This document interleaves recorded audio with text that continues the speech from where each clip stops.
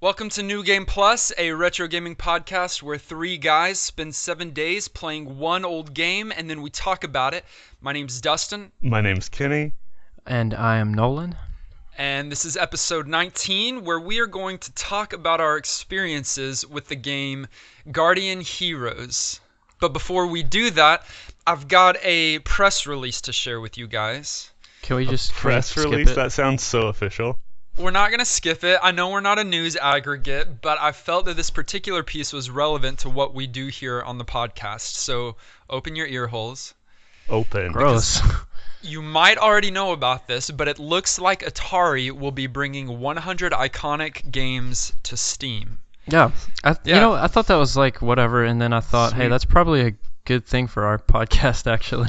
Definitely. No, that's awesome. Listen, this is what they said. Fan favorite games like Asteroids, Centipede, Missile Command, Tempest, Warlords, and many more.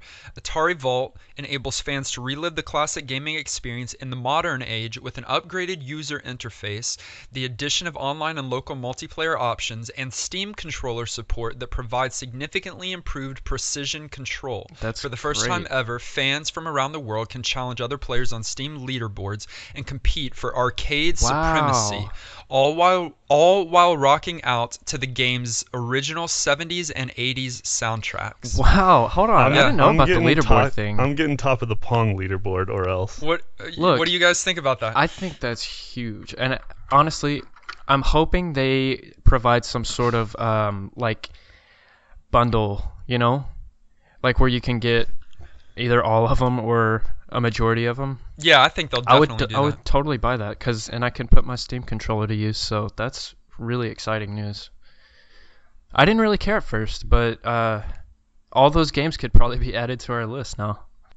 Yeah, no, That's a big enough category. If we'd added them in bulk, we'd end up only playing Atari games. But yeah, Right. some of the classic-ist or the ones people really want us to do. And For it will sure. allow our viewers to pick it up more easily. It's more accessible. Exactly. Absolutely. And that's why I'm even bringing this. Do you think that we're going to see more retro games and retro companies follow suit? I mean, already that kind of exists. Like, you can walk into Some? your generic, like, gaming store right now and buy, like, one of those retrofitted, like, new versions of an NES or a Sega Genesis or all kinds of things. Because, Yeah, but then like, to get the retro games, are that's sort still of a a thing. difficult thing. Yeah, That's true. the whole motion to digital library is actually really significant. It is. Because then you won't have to go buy a console and then the games, although that's cool for collectors' sake. But like, yeah, I think that's huge and really good news for us. And I hope our PC viewers can take advantage of that. I did not know about the leaderboards, Dustin. That's really cool. Yeah. So the reason why I ask, at least in part, is because it was very difficult for us three and many of our viewers this week to play Guardian Heroes. There's really only two ways that I know of to play it outside of emulating. That's one, have the original system and the original game, or number two, have Xbox Live Arcade, which at least you've got that option. Right. But Right. we know from just feedback, Holden couldn't get it to work. Bill couldn't get it to work. Antonin said that he spent the better part of the week just trying to set up Guardian Heroes so that he could actually play it, Yeah. And so it leads to a whole other conversation of, do we just let games go extinct, or is there something that we can do to keep old games alive? And I know that's another conversation for another time, but that's why I'm excited for this Atari release thing, that they're bringing all these games to Steam, and I hope that other companies and other games are going to get digitalized, because I don't want to lose old games. I think that's silly that that's even an option. You know? It's true. Yeah, and to answer you, I think there just has to be a demand, and I think right now there's a lack of demand for stuff like that. Like, I doubt there's a huge, say there wasn't a Guardian Heroes remix on the Xbox Live Arcade. I doubt there's a huge audience pushing for Guardian Heroes to be remade or brought to digital or something. I think Yeah. it's just like a lack of demand. But maybe this Atari thing will awaken a new fan base or something. So, Well, let's start demanding. You hear that, viewers? yeah. Demand. Be more demanding. Go to your local courthouse and demand that we get these old games digitalized. Or else. For now, though, we have a game to talk about, and it was a game that us three got playing, although no one else possibly did, and that is the game Guardian Heroes. Overview. So Guardian Heroes it's like it's pretty unique in the genre that it fits into. It's one that I've never really heard of, but even the developers described this game as a fighting RPG. Have you guys heard of a fighting RPG before? Not really. It makes sense. I've heard of though. RPGs. I've heard of RPGs where you fight, but Yeah, but not you're like saying beat 'em something up. different. It's like okay. Guardian Heroes. It was released in 1996 for the Sega Saturn, as we've already mentioned, and it's kind of like a fighting game in the sense that you've got button combinations, like left, right, B does something, or left, right, down, left, like pretty complicated Street Fighter-esque inputs to make your character fight. And it's a side-scrolling type of playing field, yet you gain experience throughout the level.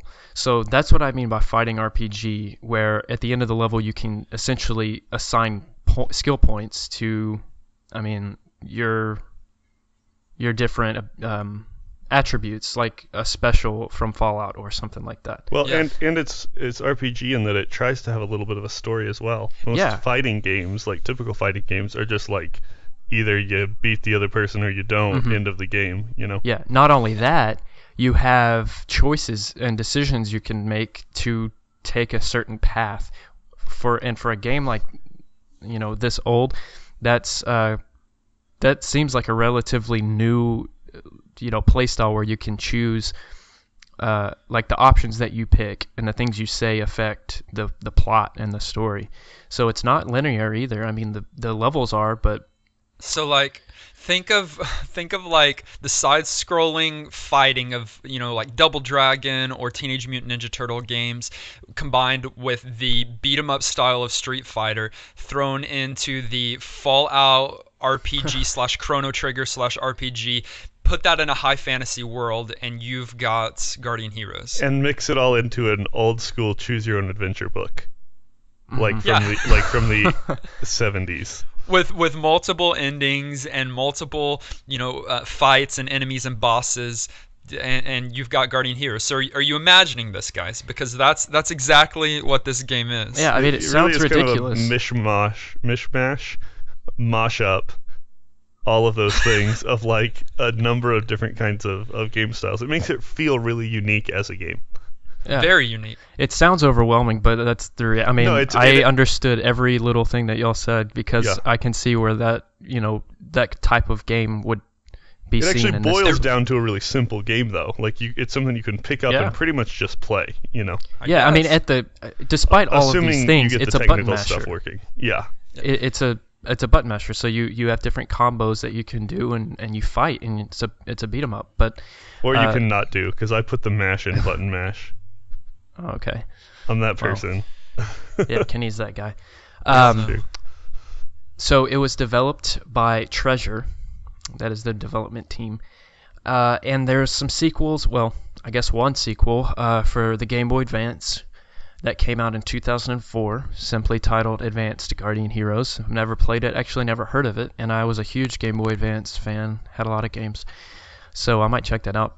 And we've already mentioned this as well, but Xbox Live Arcade has remade it in 2011. They released a kind of updated version, and what's cool about that version is you can play the updated new graphics, new feature style, or they actually included the original game in it, so you can That's play cool. the old school Sega Saturn edition. So that was probably the ideal way to play this game, but Yeah, that's how I played because I already had that game.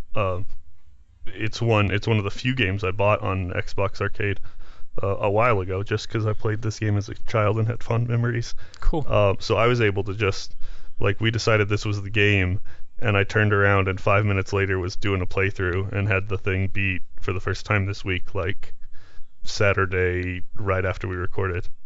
Really? Yeah. You played it all the way through? Yeah, it doesn't take real long. Yeah, I know. So one of the huge things about this, and we mentioned it briefly, but there are multiple paths at the end of, well, that's kind of in the stages. But let me just suffice to say right now that there are various branches that you can take, and so I actually pulled up online a graphical representation of that, and it's like a vertical kind of tree branch thing where you can see what decisions take you to which different paths, and it Well, that's doesn't kind of look fun. like it's the longest game in the world. No, No, it's not. I mean, there's like, I don't remember how many levels total. Is it 30 or I think 30, but 25? you never play But you through don't play all that of many. them. Right? Yeah, You play you're through gonna half play of through like that, a maybe. fourth of that or a third of that. Okay, yeah, that's because probably each, more realistic. like I said, each option that you pick, sometimes at the end of a stage, you'll have an option that you can pick. Each one will take you to a different level, I believe. So Yeah. we all had a different playthrough, I'm assuming. Right. We'd be very lucky to have played the same one. Two of the things that caught my attention right away about this game was the graphics and the music.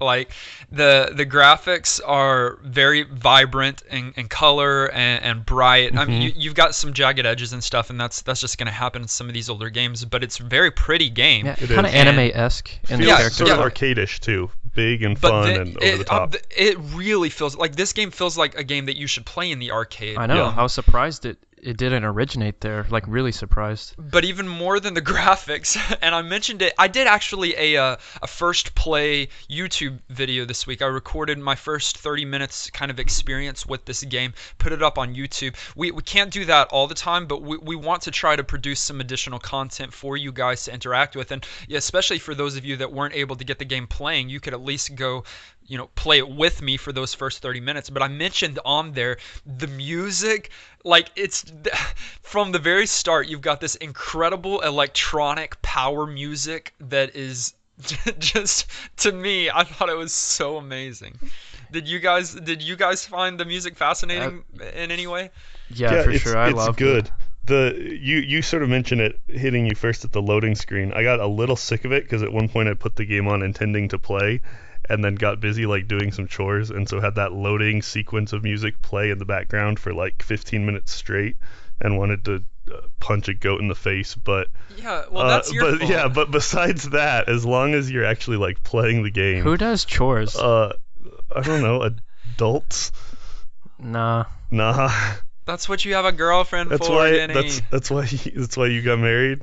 Yeah. You're off the chores It's hook. the secret to life. No one told Yeah, you. dude, you should try it. Just kidding. I really love the music. It's kind of jazzy. Like, It's very jazzy. I love that, and really There's a unique. saxophone. There's a saxophone in the game, in the soundtrack. Like, I'm fighting people with magic, and there's this like electronic music with a saxophone solo. Love it. I was blown away, and the diversity in the stage design and the music and so much was probably the most intriguing element to the game for me. and I loved all those things, and the gameplay also really shined for me. Yeah, let's get specific as we talk about the gameplay.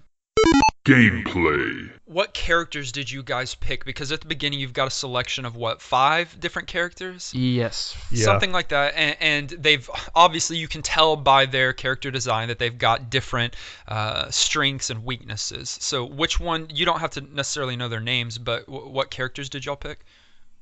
This week I played through mostly sort of like magic-based characters because I haven't as much in the past. I played. So is that the girl, I like played. Nicole? I played Nicole some, because she's got just a fun set of skills and a kind of abusable spell that is sort of that AOE like circle thing that's really strong. Yeah. And then I played through the other girl that I don't know if you guys were able to because she's like unlockable after you play through. Serena. I think that's her name. The The one Red in the red. Knight. Yeah, Yeah. and she's sort of like mixed. You can play her either way. But one of my more thorough playthroughs I played through with her and played her again sort of as a magic character. Nolan, what That's about cool. you? Sorry, Dustin. I played Randy also. Nolan, you knew I played Randy. I know, but I decided to play Randy from watching the trailer or like gameplay of it last Saturday. So I wasn't gonna change because he's awesome and he's got a Yeah. pet rabbit. Yeah, which I couldn't even tell that it was a pet rabbit at first, but that obviously I'm gonna pick that because I own a pet rabbit. But he's not necessarily magic based, although I think each of these characters do have magic abilities, right? I don't I know. believe I just so. played Randy, and I thought he was like the magic user. They each have like different spells they can use. Some of them more, some of them less, but they can all use at least a spell or two, I think. He kind of looks like a shepherd, and he's got a staff, and but he's not magic based. He's more kind of like agility. He's very quick, and then he's got his pet rabbit, and so And he's funny. those are, well, yeah, and he's like the little kid and kind of humorous, and so they've all got their personalities. I believe that the story starts the same way, right? So you're whichever character you pick, you're in You a just village. fall into a burning building, yeah.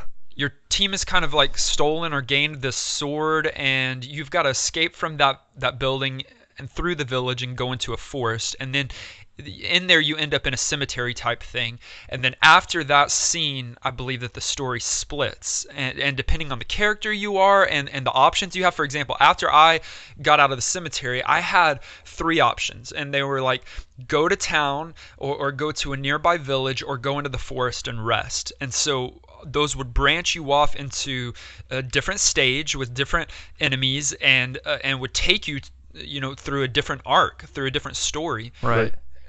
It kind of lets you mold the way that you want to play through the story. It is. And I don't gives know you if some you guys decisions. realize this, but slightly deeper, and I think this is in the original game as well, though it may only be in the remixed version. I'm pretty sure it's in both. There's also a karma system Yeah. that you don't see up front, like you're not actually making decisions, Mm-hmm. but how you play the game, like how you treat innocent civilians, and whether you like continue to hit dead bodies after they're dead, and like the actions Really? you take in the game will actually affect whether the ending that you get, and it may even just be as simple as like the cutscene at the very end is like a positive one or like a darker one. Really? Which is pretty Because cool. well, then I'm sure I'm like evil incarnate, because when there was a dead body, I would continue to lob it in the air and hit it for as many times as I possibly could, just to Absolutely. try to get my like Free- combo multiplier up. And like free experience and stuff, like I think everybody does. Yeah, so like a standard RPG, at the end of each stage, the experience you gained in that stage translates into levels, and then you get to distribute those leveling up points to one of your 6 attributes. Think special from Fallout. Like, it really is very similar to that. You've got you've got your strength, and you've got your magic, and you've got your intelligence, and you've got your agility and your luck. You've really got a lot of those things, and then you build up your character kind of how you want it. And obviously that determines how well you do in the next stage, or what kind of play style you're going to play in the Yeah. following stages. Very replay friendly. Absolutely. I mean, obviously with the multiple characters, but not only that, you've got different builds, and not only that, you've got different decisions and paths that you can take to get to the end game. And now that I've just learned about a karma system, you can change the way that your morals are, I guess. So really, it's kind of an intricate game for being on the Sega Saturn. I mean, Yeah. even new karma systems don't take into account you beating a corpse. Like that sounds really, really complex, but like there are only so many stages, and as you're making choices between the stages, you're really just jumping to something that's already pre-scripted. It's not like there's a huge number of outcomes to the game. You play the Well, but game through that's- like 5 or 6 times and get creative on your path, and you're going to see almost everything to be seen.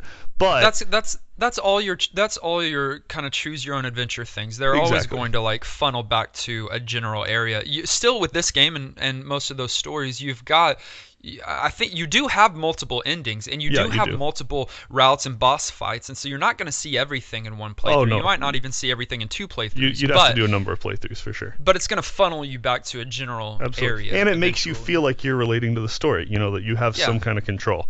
How you're feeling that Yeah. day can be the way that you play and the way you make decisions. So, what is the story? Should we talk about the story? Yeah, we really should. because I didn't understand it. It confused me from the beginning, and then it just got more convoluted. And, Yeah. and Yeah, like a problem for me was the size of the cast. Like from the very beginning of the game, 12 people jump into the room together, and I don't know who they are or what's going on, and then just it adds more characters and depth to the story from there. you definitely sort of fall right into the middle of the story, and then the story gets really big really fast. It doesn't get simpler. No, and it does that with a lot of cutscenes, and a few of them are long, and though they're interesting the first time or two, later you're kind of like, okay, skip it, I want to mash more buttons, because those tend to be the same over and over again.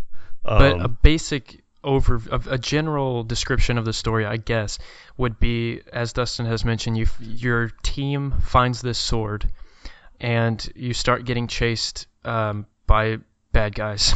At the end of that stage, you realize you can't wield that sword, and instead of using it, the guy who holds it, his name is Han, gets electrocuted, and then this zombie corpse, this knight, comes out of the cemetery, wields the sword, and starts killing this, just destroying things.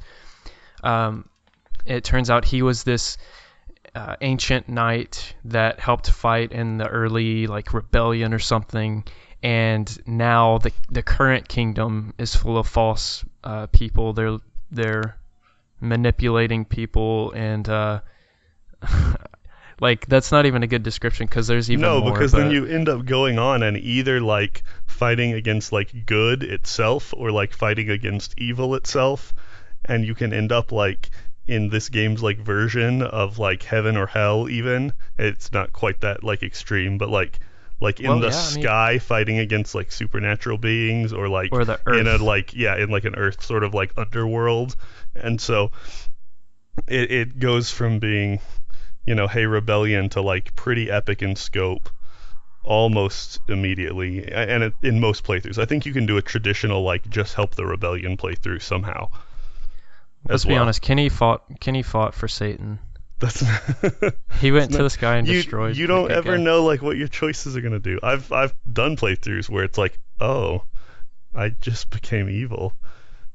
But that's not generally accidentally. Accidentally, oops, I I must have hit murdered a that lot of person. dead bodies. Yeah, interesting. So let me ask this, because this is something that I thought from the start of my playthrough, and I didn't get far enough to be able to see if this actually did happen.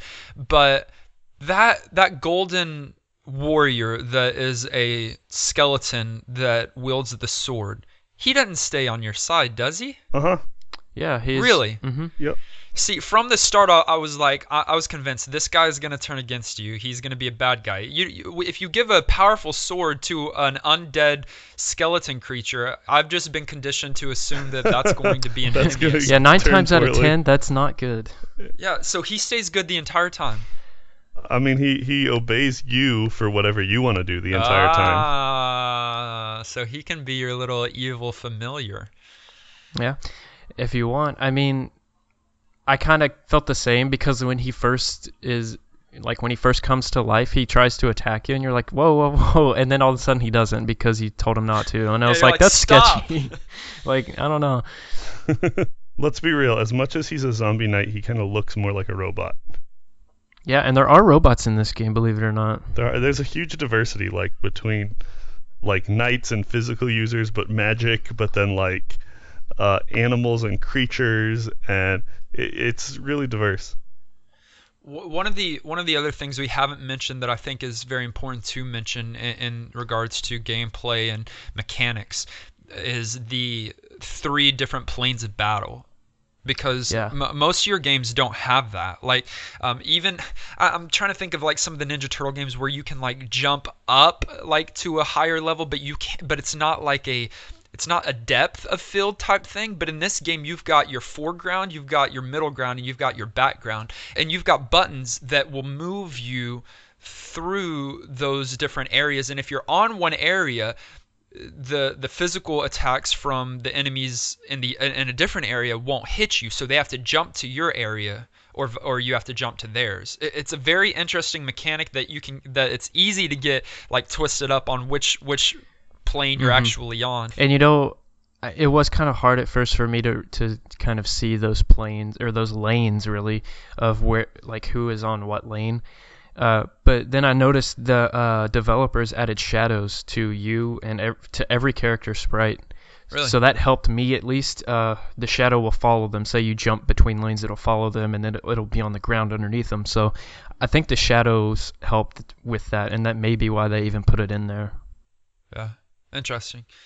Well, that's kind of like our gameplay experiences with it, and taking all that into account, how do you guys think that this game has aged?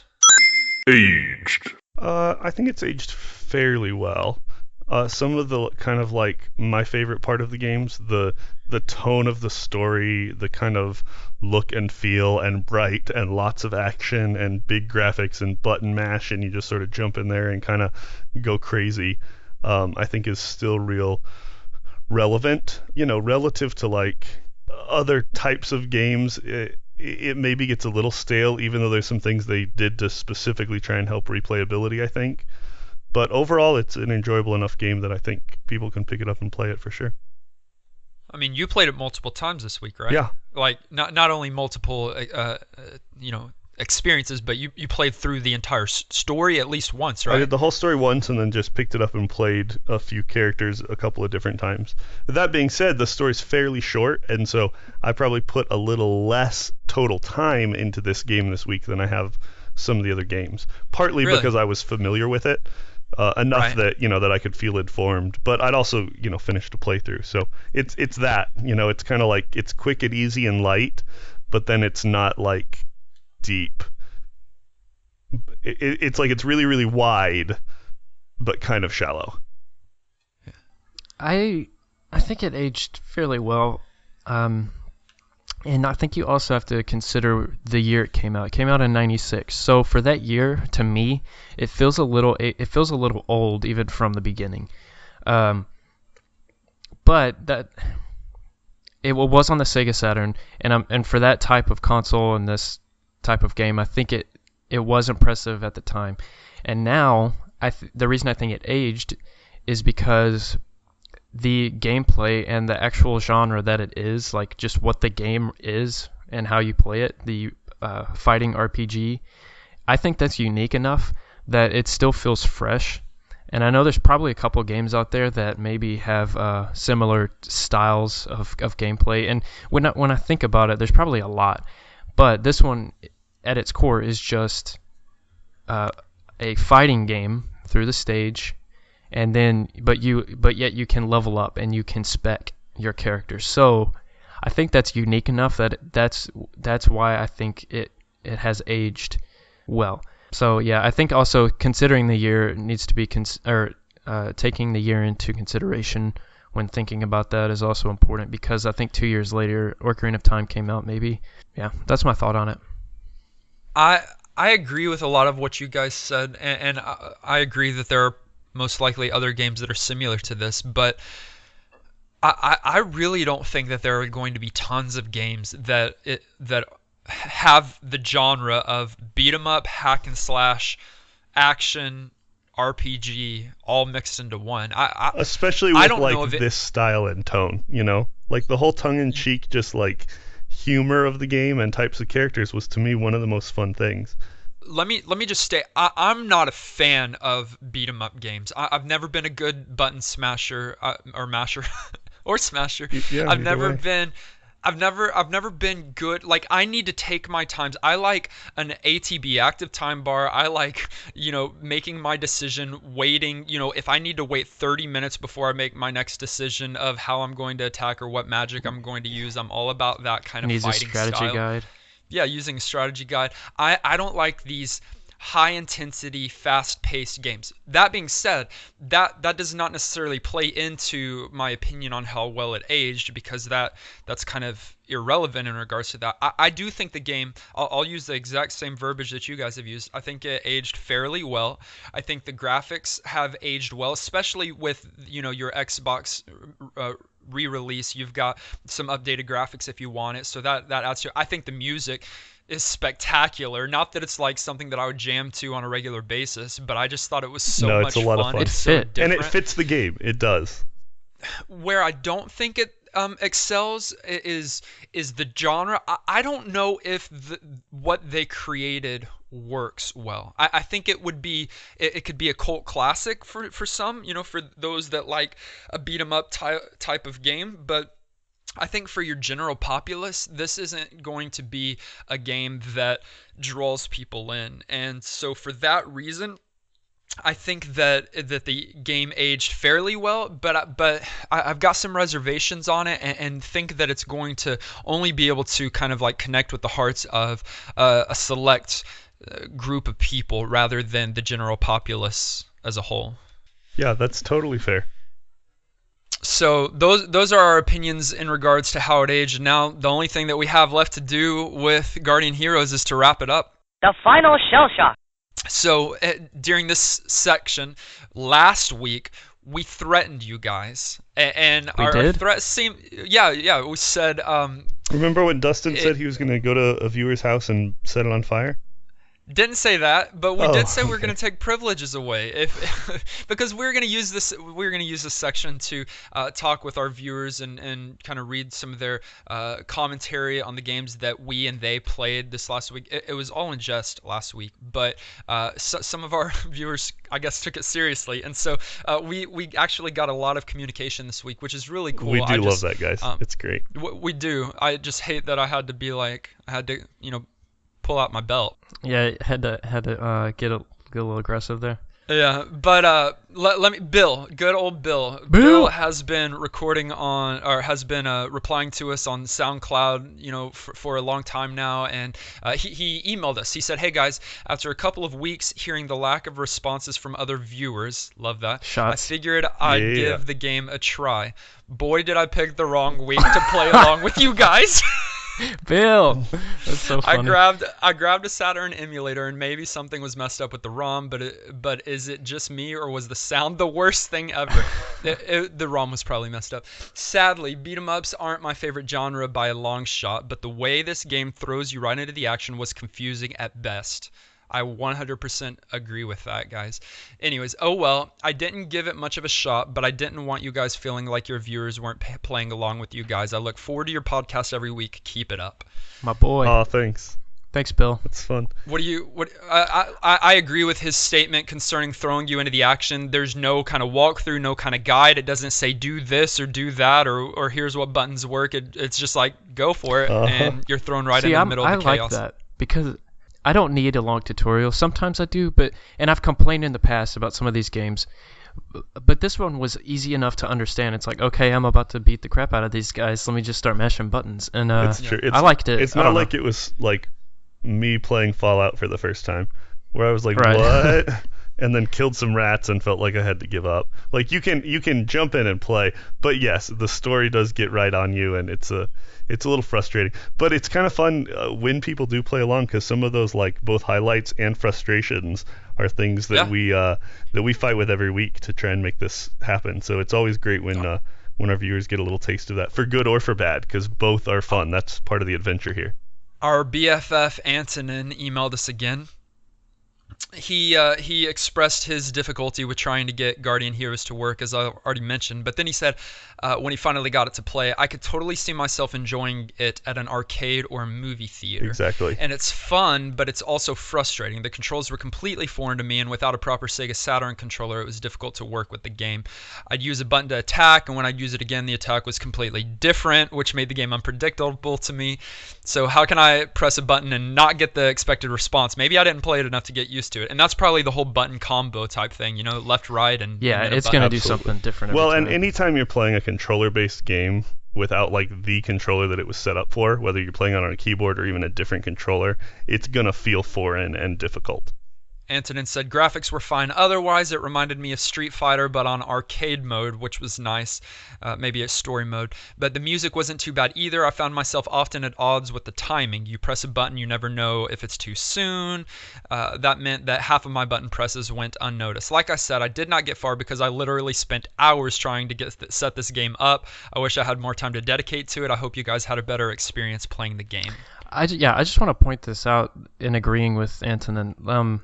It's absurd this game is not an arcade game. Yeah, Like it that it really didn't come out feels for like that. arcade first, and then it got adapted to a console. It's crazy because it's Not only straight because up. of the feel, but like I think it's set up to be a two-player game, Yeah, right? Well, like it you can is. you can And even go in multiplayer. multiplayer and play together, like through these, where you're, yeah, you can play against each other just in like battle mode. Everything about it screams arcade. They really took that arcade experience and brought it like to a console. into the home. Yeah.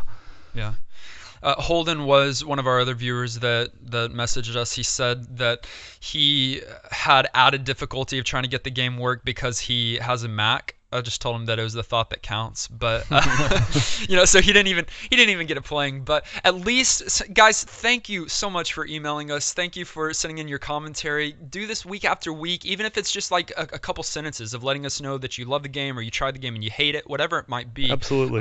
We love interacting with those messages. And for incentive for next week, to send in your thoughts, Kenny will do the Cinnamon Challenge and post it to YouTube. Absolutely. Check it out. Check it out on our New Game Plus YouTube. 5 people sending in their stuff. Kenny's doing the water challenge. The waterboard challenge. Waterboard challenge. The water breathing challenge. All right, Kenny. Do you give Guardian Heroes your New Game Plus status of approval? It's hard. I mean, I'm that was really good. Decisions. Let me go last today. I haven't made up my mind yet. I'll go. I know mine. Nolan. No. And it's because I've played through it once and I'm done with the game. One day I would like to give the arcade or the Xbox Live Arcade version a try, possibly, because it looks really good. Like it looks like they updated it very nicely. But yeah, I feel like I've experienced the game. I feel like it was enjoyable to some degree. I can respect what it is, but I would not give it a New Game Plus stamp of approval. I have been going back and forth this entire podcast trying to determine what if I would give it New Game Plus or if I would not. And after discussing it with you guys, I would probably say that I don't. I think that the audience is so narrow, and once again, if you've heard what we've described in this podcast and that's intrigued you, go play it by all means. But I don't think that it's got tons of replay value for me personally, and for the majority of people in this day and age. I will go back to, I don't know if this kind of collaborative genre worked, and so that's my opinion. I do not give it my New Game Plus status. I think I'm gonna make us go split decision, which we tend to usually agree all the time, and with caveats of yes, it's limited in its audience, and yes, it's gonna feel like an arcade game. It's not something you're gonna put hours and hours into, but it's fun and funny enough and enjoyable enough and was unique enough when it first came out. And I've also got the nostalgia factor playing in a little bit. But it's an enjoyable game, and I think if a lot of people pick it up with the right approach, not taking it too seriously, but just sitting down and having fun with the game, that it's something that they could still enjoy today, even though it came out well over 15 years ago. Fair enough. Yeah, fair enough. We have a special announcement here at the tail end of our podcast. Nolan's pregnant. No, last week we told you that one of us were going to get fired, and you guessed it right. Kenny, you're out of here. Peace out. I'm going to just play Rocket League all the time and never old games anymore. You could start a Rocket League podcast, Kenny, but just by yourself. Just me wishing that it was old games. Next week is, believe it or not, our 20th episode. That is hard to believe. That's crazy. Goes fast. And we will be having on that episode our very first guest. This is very exciting. Should we leave it as a surprise as to who it is? No, No? let's announce it.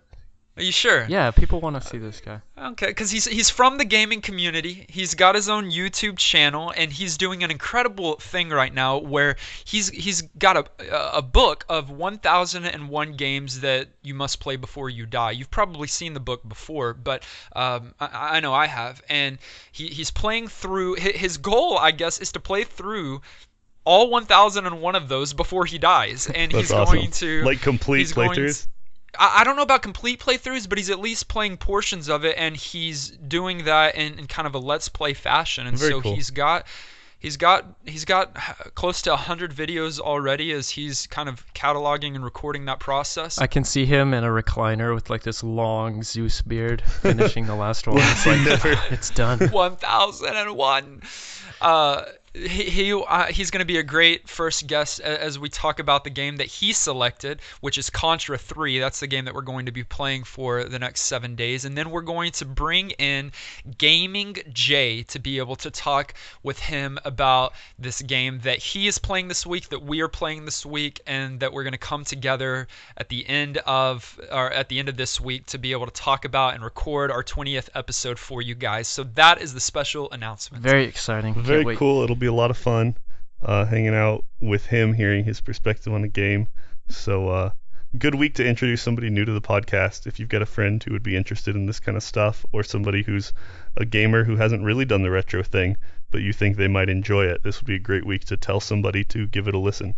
Not only that, Contra 3 is going to be really cool, so I'm looking forward to playing that. I haven't played 3. I have really fond memories of the original Contra, and I'd imagine it only got better, so I'm excited. Yeah.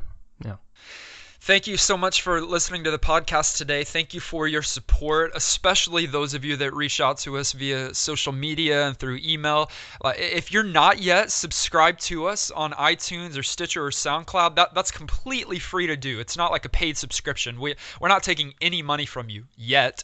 But That threat. feel free. What? Feel free to subscribe and get all of your family members to do the same. Grandma, Grandpa, play with us this next week, and then tweet us or send us an email with your commentary, good or bad, and we'll interact with you on the next episode. We're looking forward to next week. Until then, I'm Dustin. I'm Kenny. And I'm Nolan.